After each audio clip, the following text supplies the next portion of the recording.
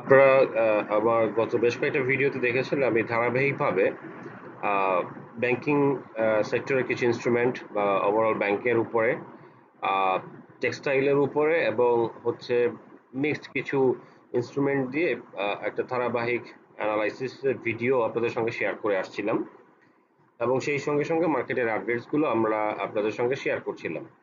অবশ্যই জেনে রাখবেন আমাদের এই ভিডিওগুলো অনলি এডুকেশনাল পারপাসেই পাবলিশ করা হয়। এটাতে আসলে কোনো রকমের কোনো বাই বা সেলের নির্দেশনা প্রদান করে না।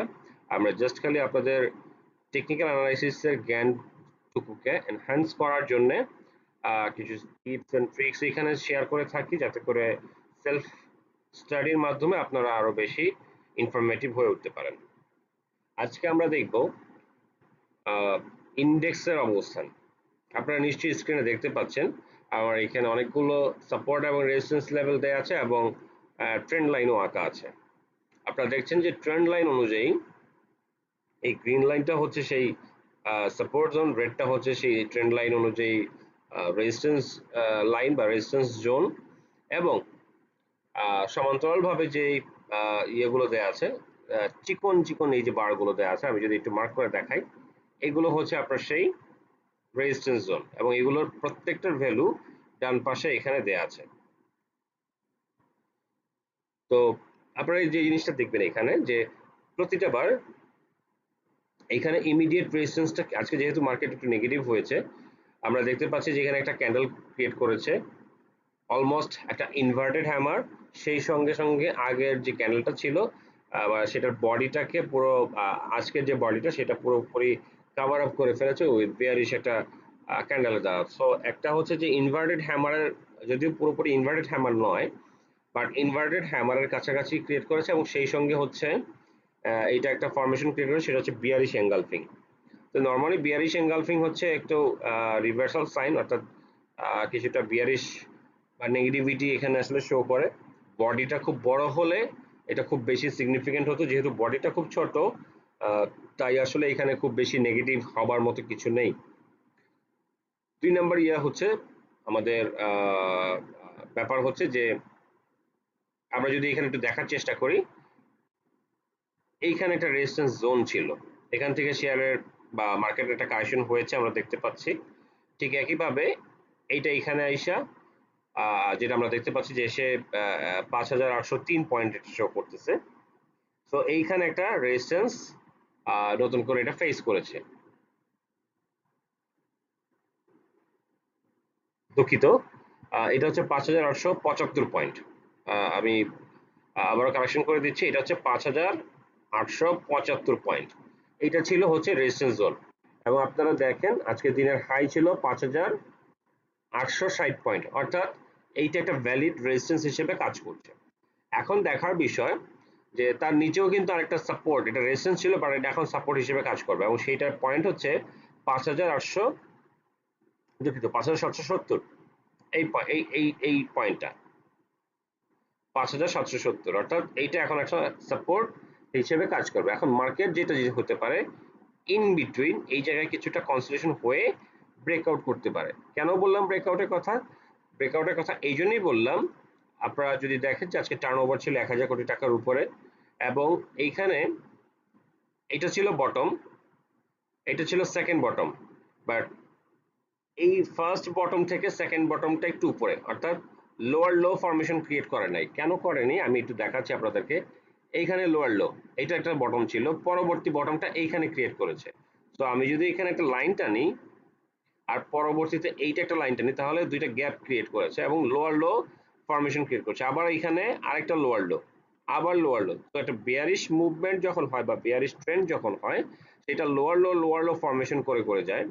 ঠিক একইভাবে একটা আপ ট্রেন্ড যখন ক্রিয়েট করে, তখন সেটা হায়ার লো ফরমেশন ক্রিয়েট করে করে আগাতে থাকে বা যেতে থাকে। তা আমরা দেখতে পাচ্ছি এখানে লোয়ার লো ছিল, এখানে এই যে একটা হায়ার লো, এখানে আরেকটা হায়ার লো। সো এখানে নতুন করে আসলে খুব বেশি নেগেটিভ হওয়ার মতো কিছু দেখছি না। তো আপাতত মার্কেটের যে কারেন্ট সিচুয়েশন বা মোমেন্টাম বা বুলিশ অবস্থা, সেইটা বিবেচনা করলে মার্কেটে কিন্তু এখন আর নেগেটিভ তেমন কিছু দেখা যাচ্ছে না।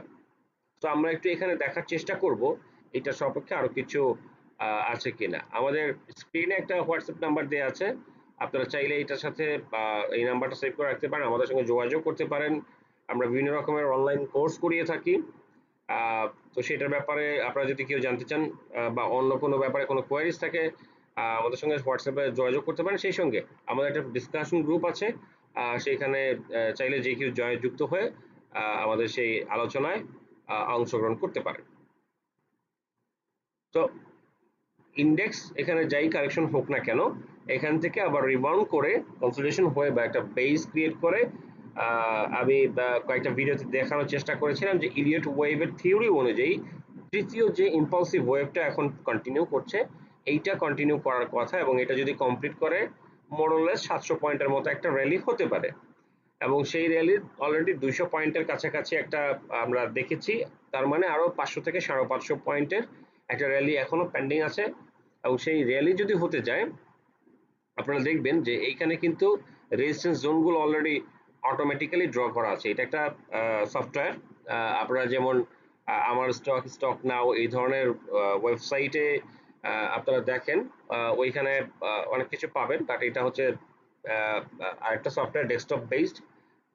এই সফটওয়্যারে কিছু এএফএল থাকে, যে এই জিনিসগুলো আপনারা ইউজ করলে এই ধরনের অটোমেটেড সাপোর্ট রেজিস্ট্যান্স জোনগুলো আইডেন্টিফাইড হয় এবং শো করে। তো আমরা এখানে দেখতে পাচ্ছি যে এরপরে যদি রেজিস্ট্যান্স শো করে বা ফেস করে, সেক্ষেত্রে 6216 পয়েন্ট একটা, 6367 পয়েন্টের বা জোন, আমি পয়েন্টের কথা বলবো না, আমি জোনটাকে বলবো, এই লেভেলে। এবং সর্বশেষ রিসেন্ট যে পিকটা ছিল, সেই পিক পয়েন্ট ছিল 6473 পয়েন্ট।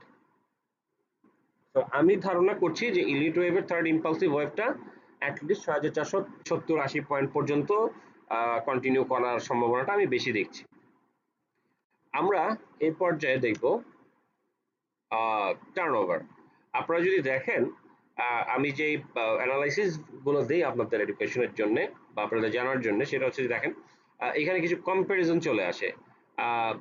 গতকালও কিন্তু ব্যাংকিং সেক্টরে 200 কোটি টাকার আশেপাশে ছিল, আজকে 200 কোটি টাকার উপরে হয়েছে। এর মধ্যে ব্র্যাক ব্যাংকই হয়েছে মেজর পোর্শনের একটা ট্রানজেকশন। সেকেন্ড পজিশনে ছিল ফুড অ্যান্ড অ্যালাইড, যা আপনার অলিম্পিক ইন্ডাস্ট্রিজ এবং ব্যাটবিসির জন্য এই টার্নওভারটা আপনারা দেখতে পাচ্ছেন।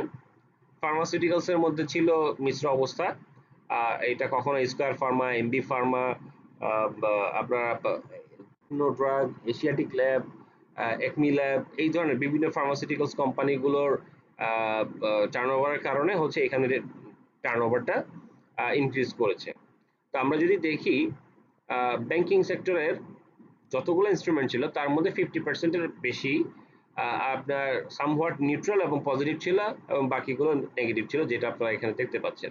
আজকে মার্কেট নেগেটিভ হয়েছে, বেশিরভাগ ব্যাংক ছাড়া বেশিরভাগ ইনস্ট্রুমেন্টই কিন্তু এখানে নেগেটিভ। সো ওই জন্যই মার্কেটটা কিন্তু 25 পয়েন্টের মতো একটা নেগেটিভ অবস্থায় গিয়েছে।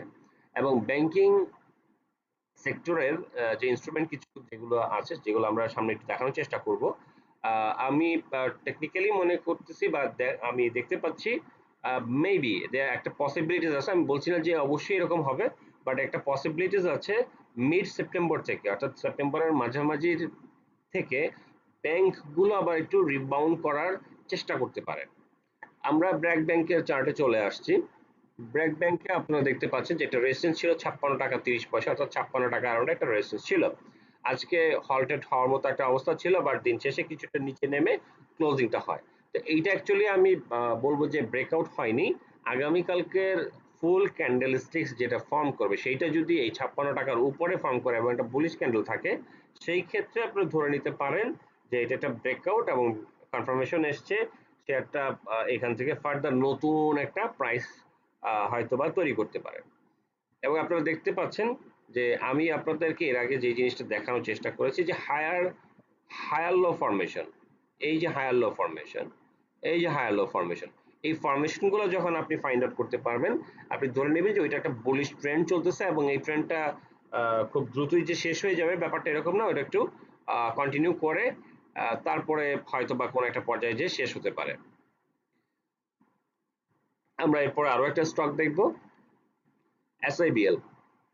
আপনারা দেখতে পাচ্ছেন যে আমি যদি এখানে একটু ট্রেন্ড লাইন আঁকার চেষ্টা করি, আমার প্রিভিয়াস ভিডিওগুলো দেখে নেবেন, সেখানে খুব সুন্দর করে দেয়া আছে।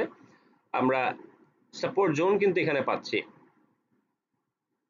সো এটাকে যদি বর্ধিত করি, এটা কিন্তু আস্তে আস্তে স্কুইজ হয়ে আসতেছে, অর্থাৎ মার্কেটে এই ধরনের আপনারা হয়তোবা ফরমেশন দেখবেন এবং একটা পর্যায়ে এটা 13 টাকা এক্সিট করে বা 12.5 টাকা এক্সিট করে একটা বড় যেটাকে বলা যায় বড় মুভমেন্ট আমরা হয়তোবা আগামী কয়েক মাসের মধ্যে হয়তোবা দেখতে পারি, যদি এই চ্যানেল দুইটার মধ্যে এটা আপস এন্ড ডাউন করে কনসলিডেশন হতে থাকে।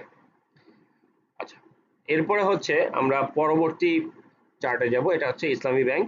আমি এখানে খুব অল্প কিছু ব্যাংকের ইয়ে নিয়ে আসছি, আপনারা আপনাদের মতো করে বাকি ব্যাংকগুলোর অ্যানালাইসিস গুলো করবেন। আপনারা দেখেন ইসলামী ব্যাংকেও একই অবস্থা।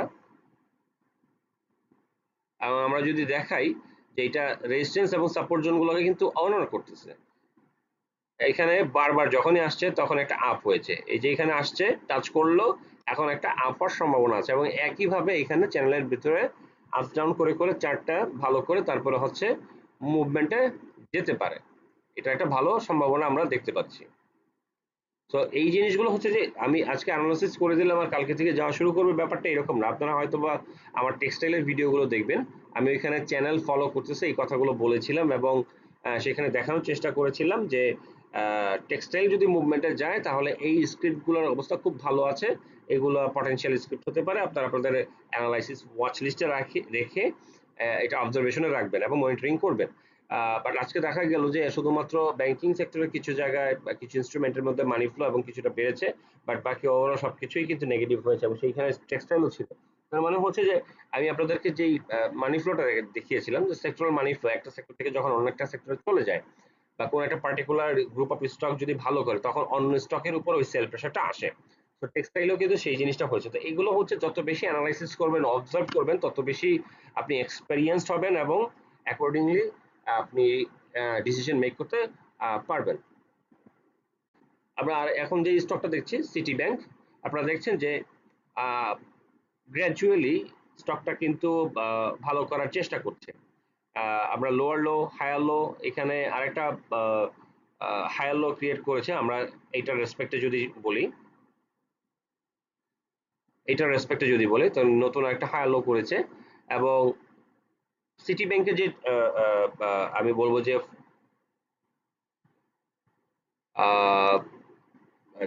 অ্যানালাইসিস যদি আমি দেখানোর চেষ্টা করি, তাহলে কিছুটা আপ হয়, তারপর একটা লম্বা সময় কনসলিডেশন, আবার আপ হলো, আবার লম্বা একটা সময়ের কনসলিডেশন, আবার একটা আপ হলো, আবার লম্বা একটা কনসলিডেশন। সিটি ব্যাংকের প্যাটার্নটা কিন্তু এইরকম, আপনার 3-4 টাকা 5 টাকা বাড়ে, এক মাসের একটা কনসলিডেশন হয়, আবার 4-5 টাকা বাড়ে, আবার এক মাসের 1.5 মাসের কনসলিডেশন হচ্ছে, আবার 4-5 টাকা বাড়ে, এইভাবে কিন্তু এটা প্যাটার্ন ক্রিয়েট করেছে। তো এই জিনিসগুলো আপনারা রপ্ত করার চেষ্টা করবেন, ফাইন্ড আউট করার চেষ্টা করবেন, ওয়াচ লিস্টে রাখবেন, ডেইলি এগুলো একবার করে দেখবেন, এবং যখন আপনার কাছে মনে হবে আপনি কনফিডেন্ট এবং এই চার্টগুলো আপনাকে ফলস সিগন্যাল দিচ্ছে না, বরং ভালো হওয়ার ইন্ডিকেশন দিচ্ছে, তখন হচ্ছে আপনি আপনার মতো করে এই ডিসিশনগুলো মেক করতে পারবেন। তো আপনারা আপনাদের মতো করে অ্যানালাইসিস গুলো অবশ্যই করবেন। স্ক্রিনে যে আমাদের হোয়াটসঅ্যাপ নাম্বারটা ছিল, সেইটা যে কোনো কোয়ারিজ বা প্রয়োজনে আপনারা আমাদের সঙ্গে যোগাযোগ করতে পারেন। আমি আমার কমেন্ট সেকশনটা আজকে থেকে ওপেন করে দিয়েছি, ইভেন গতকালকে থেকে ওপেন করে দিয়েছি। চাইলে আপনারা আপনাদের ভালো লাগা মন্দ লাগা, আপনারা যেই স্টকগুলোর অ্যানালাইসিস দেখতে চান সেইটা সেই কমেন্ট সেকশনে দিতে পারেন। আমি ওখান থেকে বাছাই করে কিছু স্টকের হয়তো অ্যানালাইসিস আপকামিং ডেগুলোতে যখন আমরা পাবলিশ করব, সেই জায়গায় সেইগুলোর অ্যানালাইসিস দেওয়ার চেষ্টা করব। তো আমাদের সঙ্গে থাকবেন, ভালো থাকবেন। ধন্যবাদ সবাইকে আমাদের সঙ্গে থাকার জন্য। ভালো থাকবেন সবাই।